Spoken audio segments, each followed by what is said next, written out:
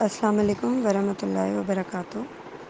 رب اشرح لی صدری ویسر لی امری واحلل عقدۃ من لسانی یفقہوا قولی۔ اللہم صلی علی محمد وعلی آل محمد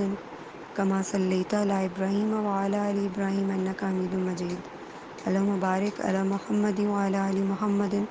کما بارکت علی ابراہیم وعلی آل ابراہیم انک حمید مجید۔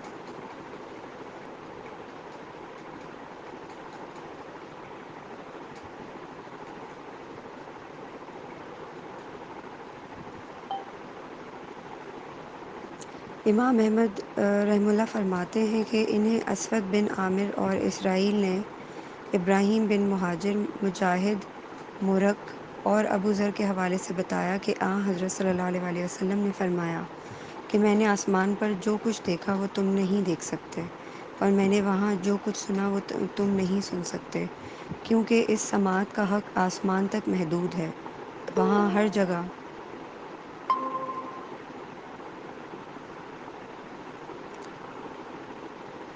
جگہ چار چار فرشتے چاروں انگلیوں کی طرح برابر سجدے میں مشغول رہتے ہیں، اور اس طرح وہاں ہوا بھر جگہ باقی نہیں رہتی۔ میں جو کچھ جانتا ہوں اگر تمہیں بھی اس کا علم ہو جائے تو تم ہنسنے سے زیادہ رونے لگو، اور تمہیں اپنی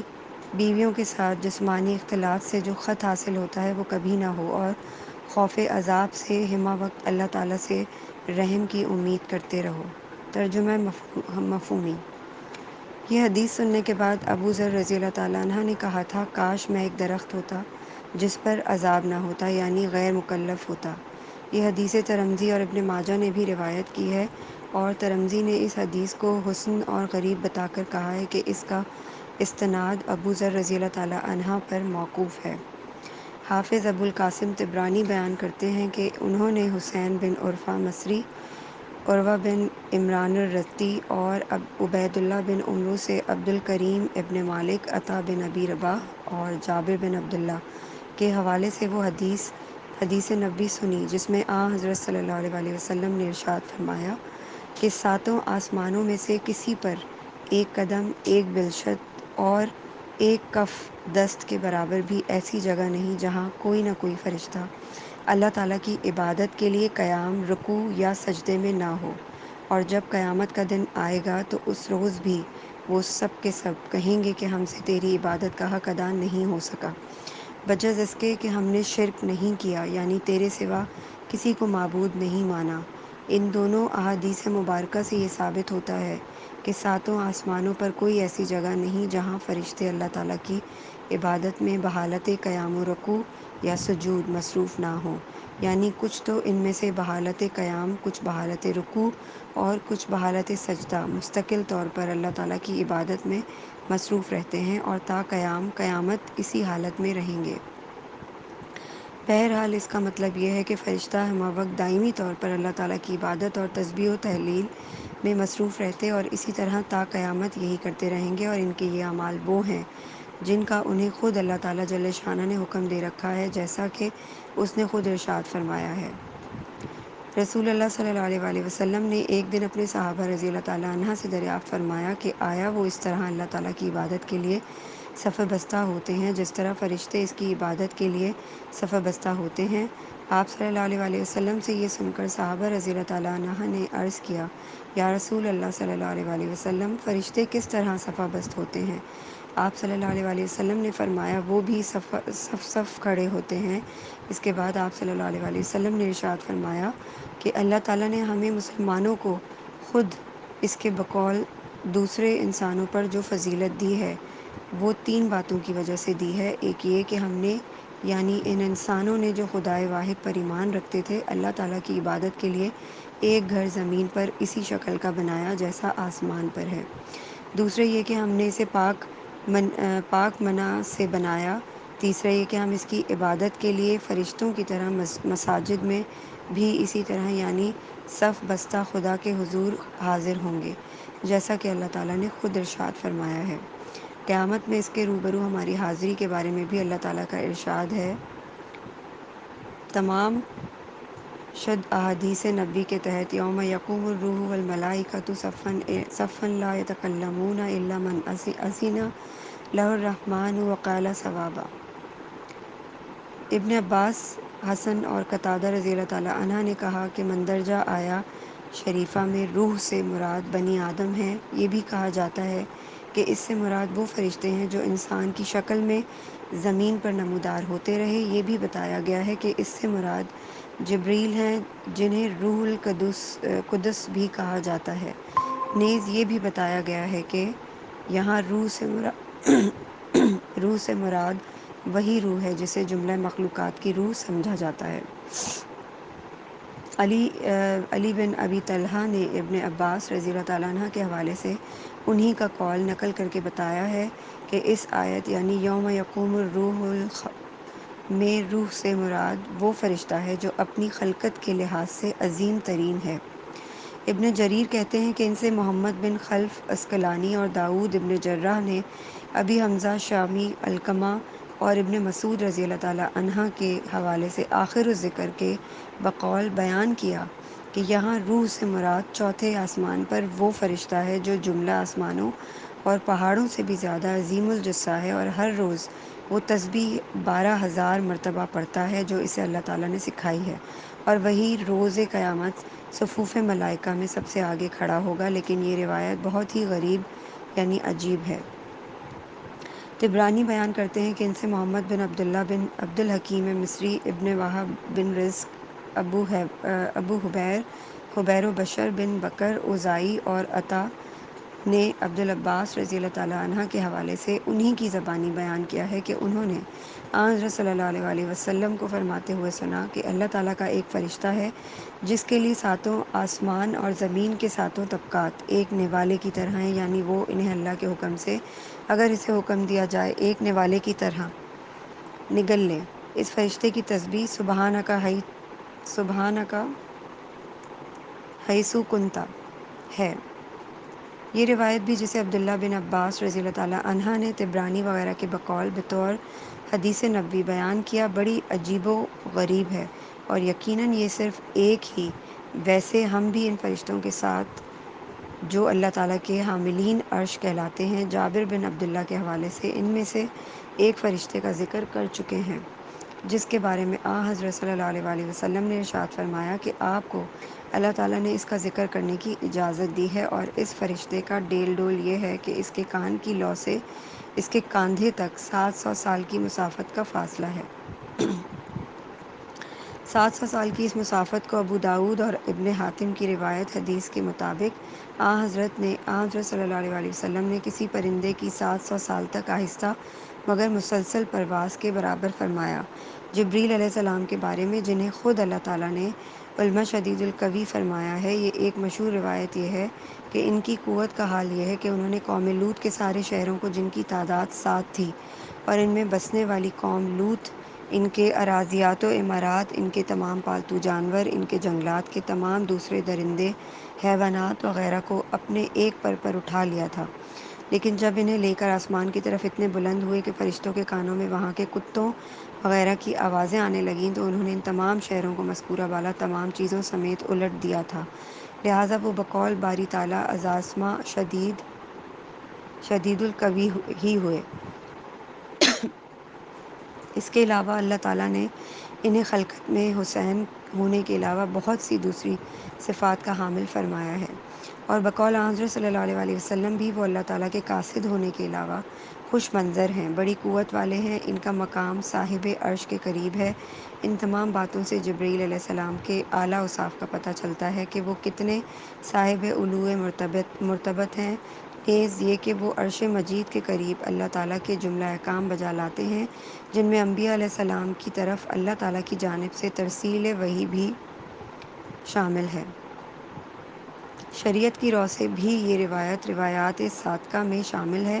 اور جیسا پہلے ہم بیان کر چکے ہیں، جبریل حضرت صلی اللہ علیہ وآلہ وسلم کی خدمت میں متعدد بار مختلف شکلوں میں نمودار ہوئے، جبکہ 2 بار اپنی اصل شکل میں حاضر ہوئے تھے، اس شکل میں جس میں انہیں اللہ تعالیٰ نے تخلیق فرمایا تھا۔ امام بخاری رحمہ اللہ نے طلق بن غنام اور زائدہ شیبانی کے حوالے سے بیان کیا ہے کہ جب آخر و ذکر نے ذرا سے قول بازی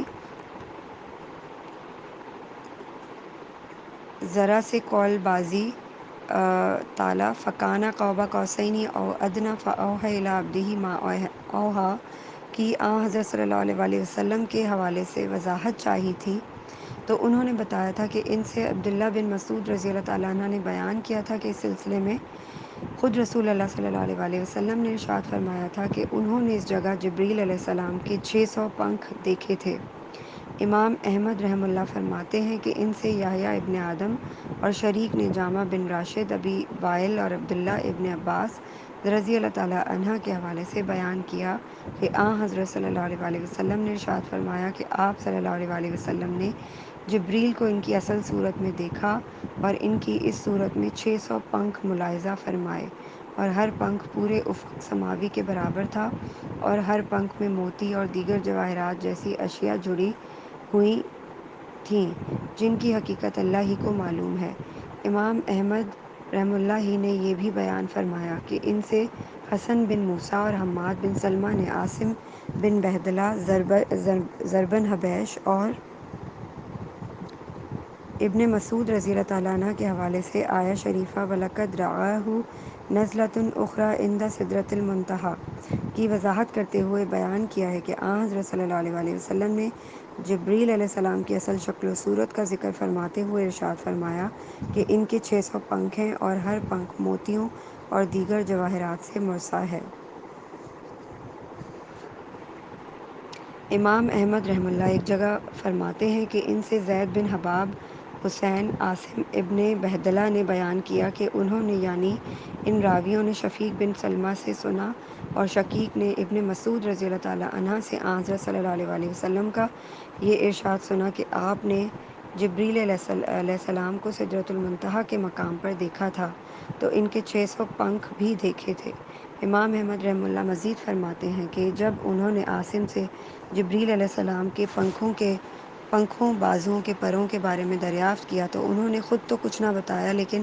اتنا کہا کہ انہوں نے بعض صحابہ کرام رضی اللہ تعالیٰ عنہ سے سنا کہ ان کا ہر پنکھ مشرق سے مغرب تک کے فاصلے کے برابر ہے۔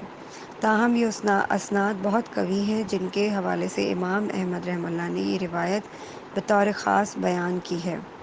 امام احمد رحمہ اللہ اس موضوع پر ایک اور روایت بیان کرتے ہوئے فرماتے ہیں کہ ان سے زید بن حباب نے بیان کیا اور انہوں نے یک بعد دیگرے حسین، شقیق اور ابن مسعود رضی اللہ تعالیٰ عنہ کی زبانی سنا کہ حضرت صلی اللہ علیہ وسلم نے فرمایا کہ آپ صلی اللہ علیہ وسلم کے پاس جبریل علیہ السلام جب بھی آئے تو آپ نے ان کے پر ہمیشہ مختلف الالوان اور یوں چمکتے ہوئے دیکھے جیسے سچے موتی چمکتے ہیں۔ یہ تمام اسناد متفقہ طور پر صحیح ہیں۔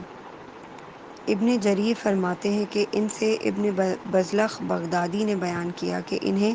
اسحاق بن منصور اور اسرائیل نے ابی اسحاق عبد الرحمن ابن یزید اور عبداللہ کے حوالے سے بیان کیا کہ ایک دفعہ حضرت صلی اللہ علیہ وسلم نے یہ بھی ارشاد فرمایا کہ جب شب معراج جبریل علیہ السلام آپ کو رف پر سوار کر کے آسمان کی طرف مائل پرواز تھے تو ان کا جسم طوالت میں زمین سے آسمان تک پھیلا ہوا تھا۔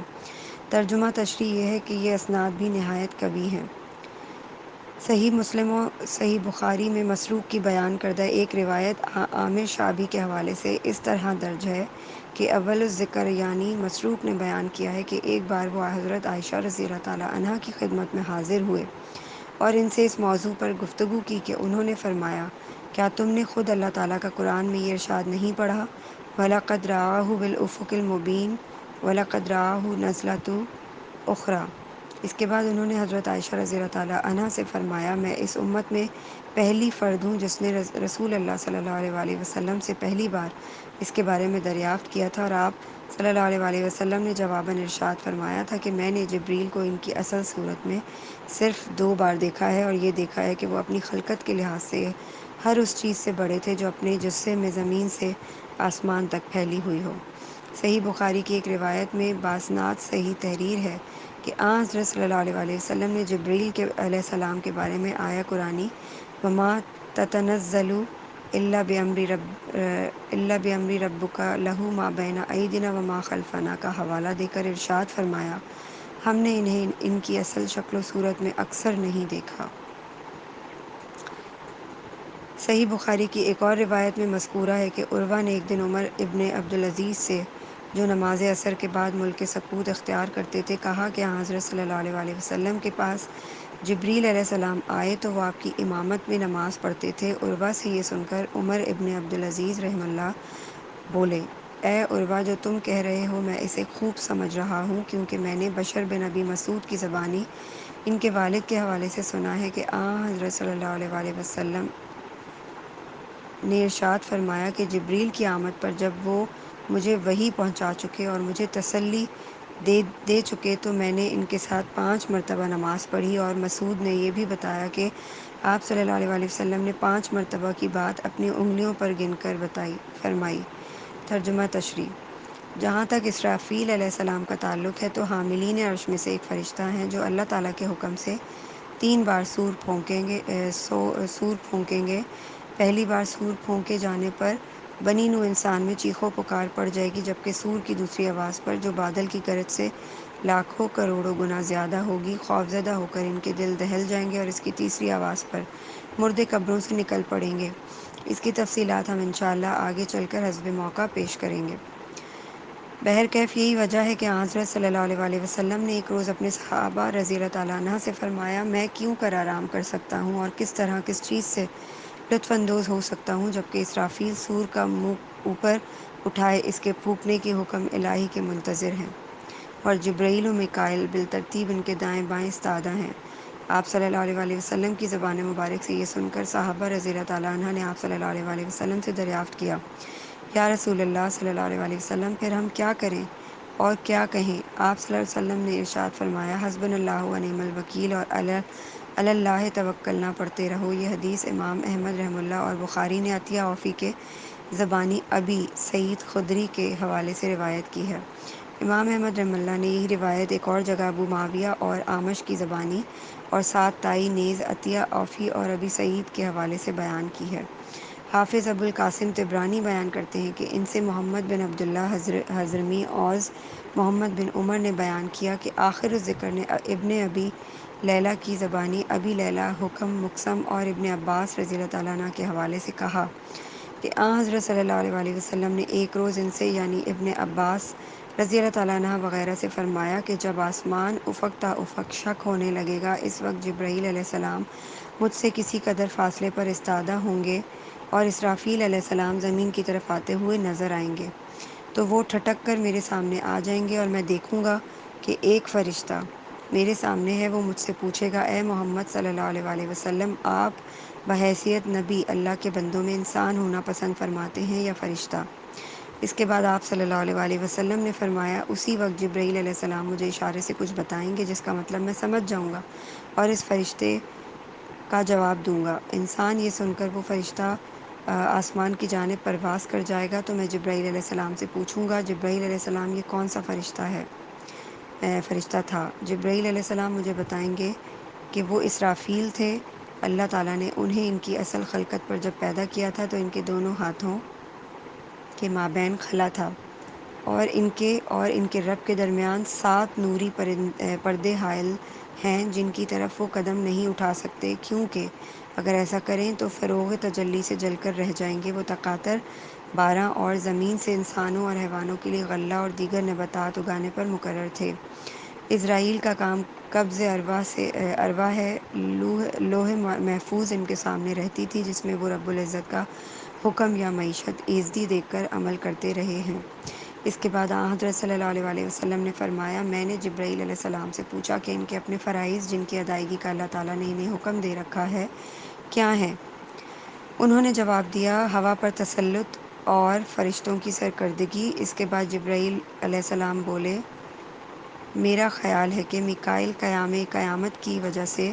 زمین سے اتنے قریب آئے ہیں۔ پھر بولے، اور میں بھی قیامت کے خوف کی وجہ سے ہی اس وقت یہاں ہوں۔ حدیث پر مبنی اس روایت میں جو باتیں بیان کی گئی ہیں انہی کی وجہ سے حدیث کو غریب سمجھا گیا ہے۔ صحیح مسلم میں حضرت عائشہ رضی اللہ تعالیٰ عنہ کے حوالے سے مروی ہے کہ رسول اللہ صلی اللہ علیہ وآلہ وسلم جب رات کو نماز کے لیے کھڑے ہوتے تو یہ دعا فرماتے، یہ انہوں نے دعا دی بھی ہے، اس میں زیر زبر پیش نہیں ہے، اس لیے میں نہیں پڑھوں گی۔ حدیث سور میں آیا ہے کہ اسرافیل وہ پہلی ہستی ہوں گے جنہیں اللہ تعالیٰ فنائے کائنات کے بعد سور پھونکنے کے لیے دوبارہ عدم سے وجود میں لائے گا۔ محمد بن حسن النقاش نے بیان کیا کہ اسرافیل فرشتوں میں سب سے پہلے تھے جس نے سجدہ کیا، اس لیے ان کے حق میں لوح محفوظ کی ولایت مناسب ٹھہری۔ یہ روایت ابو القاسم سہیلی نے اپنی کتاب التعریف الاعلام بما ابہم فی القرآن من العالم میں تحریر کی ہے۔ قرآن شریف میں اللہ تعالیٰ کے ارشاد من کان عدو اللہ و ملائکتہ و رسولہ و جبریل و میکال میں جبریل اور میکائل کے درمیان واو عاطفہ، ان دونوں کے درمیان فرق مراتب کی دلیل ہے کے علاوہ دوسرے فرشتوں سے پہلے ان کا نام لیا جانا دوسرے فرشتوں پر ان کے شرف کا ثبوت ہے۔ بہرحال اس سے یہ بھی ثابت ہوا کہ جبریل علیہ السلام جملہ ملائکہ میں اعظم و افضل ہیں، کیونکہ اس آیت شریفہ میں بھی ان کا نام پہلے آیا ہے۔ ویسے آسمان اور زمین پر میکائیل علیہ السلام کے دو مناصب یعنی بالترتیب بسلسلہ بارش اور نباتات، ان کا اللہ تعالیٰ کی جانب سے تقرر، جبریل علیہ السلام کے بعد ملائکہ مقربین میں ان کے اعزاز کی برتری کا ثبوت ہے جو اس آیت شریف سے ظاہر ہے۔ امام احمد رحمہ اللہ بیان کرتے ہیں کہ انہیں ابو یمان اور ابن عباس رضی اللہ تعالیٰ عنہ نے عمارہ بن غزنہ انصاری، حمید بن عبید ثابت البنانی کے حوالے سے بتایا کہ انس بن مالک رضی اللہ تعالیٰ عنہ سے یہ حدیث مروی ہے کہ حضرت صلی اللہ علیہ وسلم نے فرمایا کہ آپ صلی اللہ علیہ وآلہ وسلم نے ایک دفعہ جبریل علیہ السلام سے دریافت کیا کہ ان سے میکائیل علیہ السلام نے کبھی مزاحاً بھی کوئی بات کہی ہے یا نہیں۔ آپ کے اس سوال کے جواب میں جبریل بولے وہ میکائیل مجھ سے شاید مزاحاً یہی پوچھ سکتے تھے کہ خدا نخواستہ میری خلقت بھی کہیں آنکھ سے تو نہیں، سہ سطح میں بھی تفصیل سے بیان کی گئی ہیں۔ نیز جیسا کہ پہلے ایک حدیث کے بیان میں بتایا جا چکا ہے، ان تینوں فرشتوں کا نام اکثر حضرت صلی اللہ علیہ وآلہ وسلم کی دعاؤں میں آیا ہے، مثلاً اللہم رب جبریل و اسرافیل، جس کی وضاحت سطور بالا میں کی جا چکی ہے۔ جبریل انبیاء کرام علیہ السلام کے پاس اللہ تعالیٰ کی وحی لے کر جانے پر مامور تھے۔ میکائیل علیہ السلام بارش اور زمین پر نباتات کے موکل ہیں جس سے بندگان خدا کو اس دنیا میں رزق ملتا ہے۔ اس کام میں بے شمار فرشتے میکائیل علیہ السلام کے معاون ہیں جو حکم الہی کے تحت ان کے احکام بجا لاتے ہیں، یعنی ہوا، ابر اور بارش کے سلسلے میں میکائیل علیہ السلام کے احکام پر عمل کرتے ہیں، جبکہ خود میکائیل احکام خداوندی کے پابند ہیں۔ واضح ہے کہ بارش کی ہر بوند کے ساتھ میکائیل کے معاون کے طور پر ان کے حکم کے تحت بحکم رب العزت اس بوند کی نگرانی کے لیے ایک فرشتہ آسمان سے زمین کی طرف آتا ہے۔ رہے اسرافیل علیہ السلام تو وہ اللہ تعالیٰ کی طرف سے روز قیامت سور پھونکنے پر مامور ہیں۔ جب بنی نوع انسان سور کی آواز پر اپنی اپنی قبروں سے دوبارہ زندہ ہو کر اٹھیں گے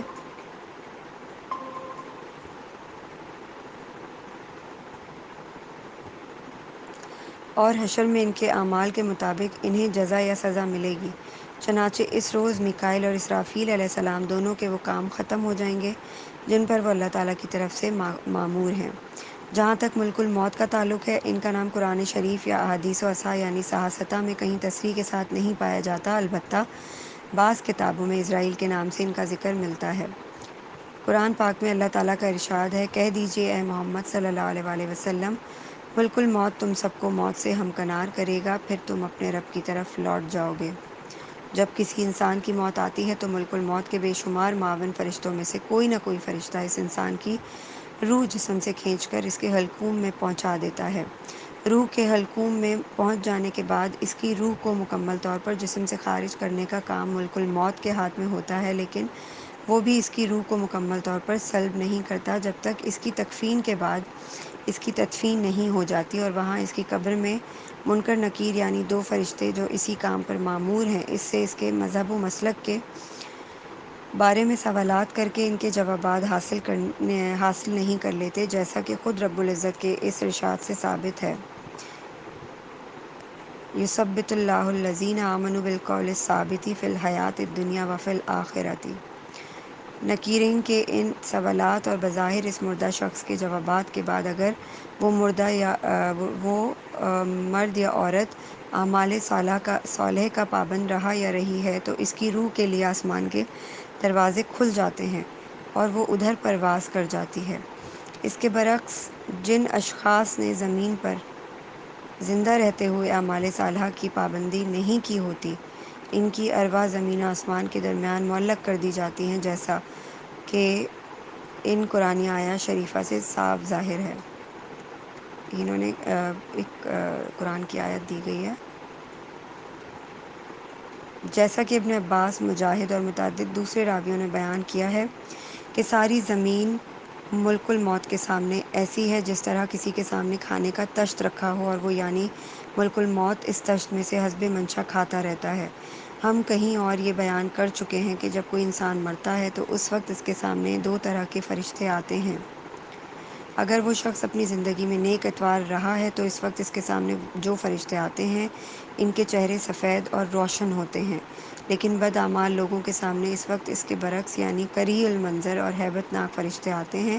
خدا ہم مسلمانوں کو اس دوسری صورت سے اپنی پناہ میں رکھے۔ ابن ابی حاتم کہتے ہیں کہ ان سے ان کے والد یحییٰ بن ابی یحییٰ مقری اور عمرو بن شمر نے جعفر بن محمد کے حوالے سے بیان کیا کہ آخر الذکر کو ان کے والد نے بتایا کہ انہوں نے ایک روز کسی انصاری کی موت کے وقت رسول اللہ صلی اللہ علیہ وآلہ وسلم کو اس کے سرہانے کھڑے دیکھا۔ اس وقت آپ، جیسا کہ آپ نے بعد میں ارشاد فرمایا، ملک الموت سے مخاطب تھے۔ آپ صلی اللہ علیہ وآلہ وسلم نے اس سے فرمایا، اے ملک الموت، یہ میرا صحابی ہے، اس کی روح نرمی سے قبض کرنا۔ اس کے جواب میں ملک الموت نے آپ سے عرض کی، یا محمد صلی اللہ علیہ وآلہ وسلم، آپ مطمئن رہیے، میں ہر مومن کا رفیق ہوں، یعنی ہر مومن کی روح نرمی سے قبض کرتا ہوں۔ اس کے بعد ملک الموت نے آپ صلی اللہ علیہ وآلہ وسلم سے مزید عرض کیا، میں زمین کے تمام بحری و بری علاقوں سے پوری طرح واقف ہوں اور ان میں بسنے والوں کے بارے میں ہر روز 5 مرتبہ تحقیق کرتا رہتا ہوں، یعنی ان میں سے کس کس کی موت کا وقت آ پہنچا ہے اور کس کس کی روح قبض کرنے کا حکم مجھے میرے رب کی طرف سے ملنے والا ہے، لیکن میں چاہوں بھی تو ان میں سے کسی کی روح کو حکم ربی کے بغیر ہرگز قبض نہیں کر سکتا۔ جعفر ابن محمد باقر، جو صادق کے لقب سے مشہور ہیں، فرماتے ہیں کہ ان کے والد نے فرمایا کہ اگر اوقات نماز کے دوران میں کوئی مسلمان عالم نزا میں ہوتا ہے تو ملک الموت جب اس کے سرہانے آتا ہے تو بشرطے کہ وہ مسلمان اپنی زندگی میں نماز کا پابند رہا ہوتا ہے، شیطان کو اس کے قریب سے ہٹا کر اس مسلمان کو کلمہ طیبہ لا الہ الا اللہ محمد رسول اللہ پڑھنے کی تلقین کرتا ہے تاکہ اس کی عالم نزا کی تکلیف کم ہو جائے۔ یہ حدیث مرسل ہے، اس لیے محل نظر ہے۔ ہم حدیث سور کو اسماعیل بن رافع المدنی القاص کی زبانی، محمد بن زیاد، محمد بن قعب کرتی اور ابو ہریرہ رضی اللہ تعالیٰ عنہ کے حوالے سے تفصیلاً پیش کرتے ہوئے بیان کر چکے ہیں کہ اس حدیث نبوی کے مطابق جب اللہ تعالیٰ اسرائیل کو سور پھونکنے کا حکم دیں گے اور اس کے بعد جب تمام ارض و سماوی مخلوق فنا ہو جائے گی تو اللہ تعالیٰ عرش کو حکم دیں گے کہ اسرافیل سے سور لے لیا جائے، اور ملک الموت کو اسرافیل کی موت کا حکم دیا جائے، اور پھر ملک الموت کو طلب فرما کر اس سے دریافت فرمائیں گے کہ اب کون باقی ہے۔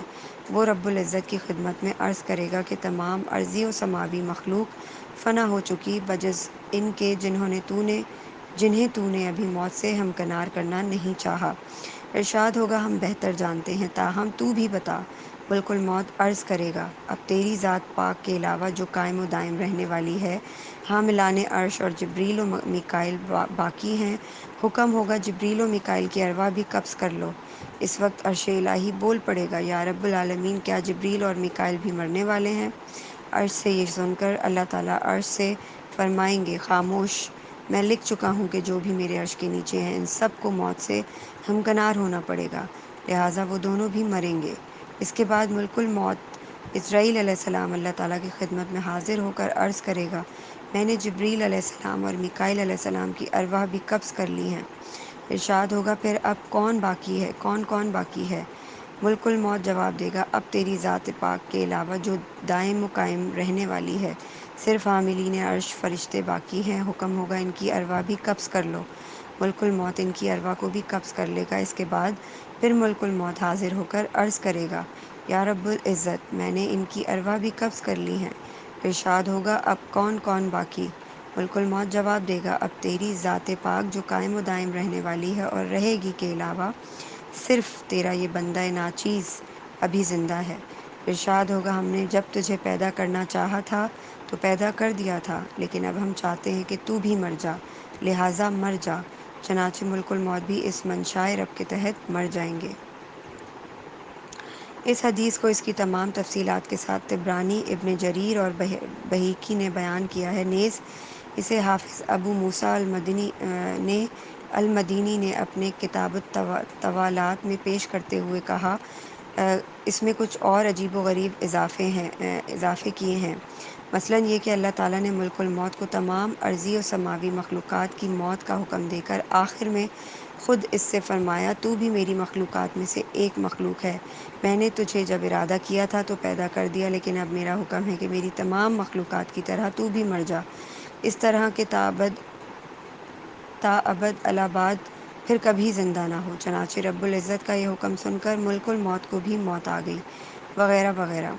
جن دو فرشتوں کے نام قرآن شریف میں ہاروت ماروت بتائے گئے ہیں، ان کا ذکر متقدمین کی ایک جماعت کے اکثر لوگوں نے بھی کیا ہے، لیکن ان دونوں فرشتوں کے معمور من اللہ ہو کر انسانی شکلوں میں زمین پر آنے، ان کے متعلق دیگر واقعات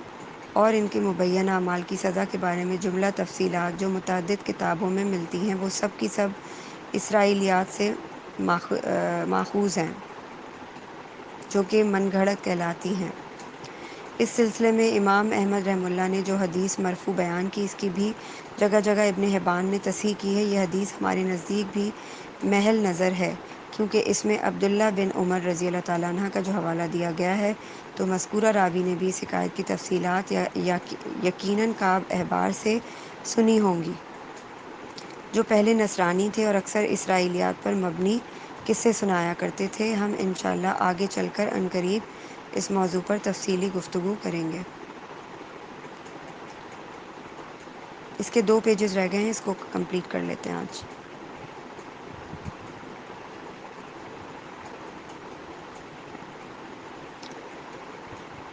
ویسے اس تمثیل کا خلاصہ یہ ہے کہ زہرا زمین پر انسانی مخلوق میں ایک حسین عورت تھی، جس کی خوبصورتی کا ذکر اس قصے کے ضمن میں حضرت علی ابن عباس اور عبداللہ ابن عمر رضی اللہ تعالیٰ عنہ کے بیان کردہ تذکروں میں پایا جاتا ہے، اور بیان کیا گیا ہے کہ جب ہاروت و ماروت اس کی قربت کے طالب ہوئے تو زہرا نے اس کی یہ شرط رکھی کہ وہ اسے اسم اعظم سکھا دیں، جسے سیکھنے کے بعد وہ زمین سے اڑ کر آسمان پر ستارہ بن گئی۔ اس سلسلے میں حاکم اپنی کتاب مستدرک میں ابن عباس رضی اللہ تعالیٰ عنہ کے حوالے سے کہتے ہیں کہ اس زمانے میں زمین پر رہنے والی قبول ہو سکتی ہے، اس زمانے میں زمین پر رہنے والی عورت اپنے حسن کے لحاظ سے ستارے زہرا کی مثال تھی۔ ہمارے خیال میں حاکم کی یہ روایت قرین قیاس ہے اور اس لیے قابل قبول ہو سکتی ہے۔ کہا جاتا ہے کہ ہاروت اور ماروت کا واقعہ حضرت ادریس علیہ السلام کے زمانے میں گزرا تھا، جبکہ یہ بھی کہا جاتا ہے کہ یہ قصہ حضرت سلیمان بن داؤد علیہ السلام کے زمانے کا ہے، تاہم ہم نے اسے اپنی تفسیر میں حضرت سلیمان علیہ السلام کے زمانے کی حکایات کے ضمن میں لکھا ہے۔ بہرکیف اس قصے کا مرجع کعب احبار ہیں، اور عبدالرزاق نے اپنی تفسیر میں اسے سوری موسیٰ بن عقبہ، سالم ابن عمر رضی اللہ تعالیٰ عنہ اور کعب احبار ہی کے حوالے سے بطور حکایت پیش کیا ہے۔ ویسے کعب احبار کے علاوہ یہ روایات ان بڑے ثقہ راویوں کے حوالے اور اسناد کے ذریعے جس حد تک بیان کی گئی ہے، انہیں صحیح تسلیم کیا جا سکتا ہے۔ جو لوگ قرآن کی آیہ شریفہ وما انزل علی الملکین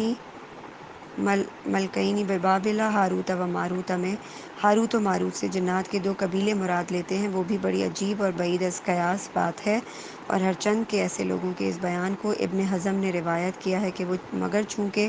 قرآن میں ملکین کے تلفظ کے لحاظ سے یہ بات غلط ٹھہرتی ہے، اس لیے وہ قابل قبول نہیں ہو سکتی۔ اس کے علاوہ جو لوگ مندرجہ بالا آیا قرآن میں ملکین کے حرف کاف کو مکسور یعنی زیر کے ساتھ پڑھتے ہیں اور یہ کہتے ہیں کہ ہاروت و ماروت فارس ایران کے 2 حکمران بادشاہ تھے، جنہیں ان کی رعایا پر شدید ظلم و ستم کی وجہ سے سزا کے طور پر گورخر بنا دیا گیا تھا، جیسے اس زمانے میں ایک اور ایرانی بادشاہ ضحاک کی شانوں سے اس قسم کے افعال قبیحہ کی بنیاد پر 2 سانپ قدرت نے نمودار کر دیے تھے، جو وقتاً فوقتاً اس کا بھیجا کھاتے رہتے تھے، لیکن ان راویوں کا یہ بیان جگہ جگہ مذکورہ بالا قرآنی لفظ ملکین کے تلفظ کی وجہ سے غلط ٹھہرتا ہے۔ اس کے علاوہ جو لوگ یہ کہتے ہیں کہ ہاروت و ماروت دو فرشتے ہی تھے لیکن انہیں اللہ تعالیٰ کی حکم عدولی کی سزا دی گئی تھی، جیسے ابلیس کو جو فرشتہ ہی تھا اللہ تعالیٰ نے حکم عدولی کی سزا دی تھی، ان لوگوں کا یہ کہنا کہ ہاروت و ماروت فرشتے تھے اپنی جگہ درست ہے، لیکن ان کا بطور مثال یہ کہنا کہ ابلیس بھی فرشتہ ہی تھا سراسر غلط ہے، کیونکہ وہ در حقیقت جن تھا۔ ہم اس موضوع پر انشاءاللہ آگے چل کر بات کریں گے۔ حدیث میں دو اور فرشتوں کا منکر و نکیر کے نام سے ذکر آیا ہے، اور حضور نبی کریم صلی اللہ علیہ وآلہ وسلم کے ارشاد گرامی کے موجب قبر میں ہر میت سے اس کے رب، اس کے دین، اس کے نبی اور اس کے نیک و بد اعمال کے بارے میں سوالات کریں گے، جس پر وہ اللہ تعالیٰ کی طرف سے مامور ہیں۔ مذکورہ حدیث سے یہ بھی پتہ چلتا ہے کہ ان فرشتوں کے رنگ عام رنگوں سے مختلف، ان کے چہرے عجیب و غریب بلکہ بھیانک، اور ان کے دانت بہت لمبے ہوں گے۔ اللہ تعالیٰ ہمیں ان کے سوالات کے جوابات دینے میں ثابت الایمان اور قبر کے عذاب سے محفوظ رکھے، آمین ثم آمین۔ ملک الجبال، بخاری رحمہ اللہ فرماتے ہیں کہ ان سے عبداللہ بن یوسف، ابن وہب اور یونس نے ابن شہاب کے حوالے سے بیان کیا، اور یہ بھی بتایا کہ ابن شہاب کو عروہ نے ام المومنین عائشہ صدیقہ رضی اللہ تعالیٰ عنہ کے حوالے سے بتایا۔ عروہ حضرت اسماء رضی اللہ تعالیٰ عنہ کے بیٹے اور حضرت عائشہ رضی اللہ تعالیٰ عنہ کے بھانجے تھے کہ ایک روز حضرت صلی اللہ علیہ وآلہ وسلم نے ان سے فرمایا کہ انہوں نے یوم احد، یعنی جس روز میدان احد میں کفار مکہ سے مسلمانوں کی جنگ ہوئی تھی، اس روز سے زیادہ سخت دن کبھی نہیں دیکھا۔ پھر خود ہی ارشاد فرمایا، میں نے وہ دن دیکھا ہے، اس روز ابن عبد یالیل بن عبد کلال نے سمجھو میری جان ہی لے لی تھی، لیکن میں نے اپنے آپ کو اللہ تعالیٰ کی پناہ میں دے دیا تھا، اسی سے طالب امداد تھا۔ بہرکیف اس نامراد اور دوسرے کفار مکہ نے مجھ پر اتنا ظلم کیا تھا کہ میں بتا نہیں سکتا۔ جب کفار مکہ یعنی خود میری قوم کی طرف سے مجھ پر یہ ظلم ہو رہا تھا تو میری نگاہ آسمان کی طرف گئی، اور میں نے دیکھا کہ ایک بادل کا ٹکڑا مجھ پر سایہ فگن ہے، اور اس ابر پارے سے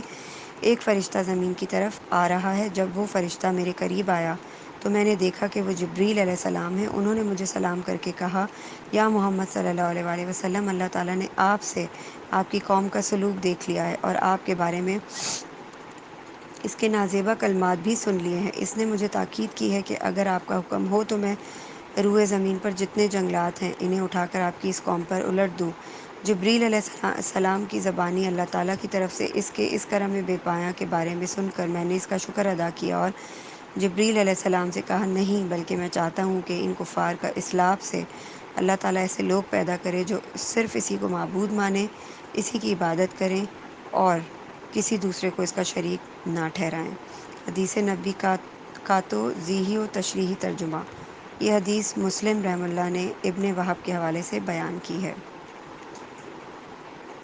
کل ہم نیکسٹ چیپٹر پڑھیں گے، تقسیم ملائکہ۔ جزاک اللہ خیر۔ السلام علیکم ورحمۃ اللہ وبرکاتہ۔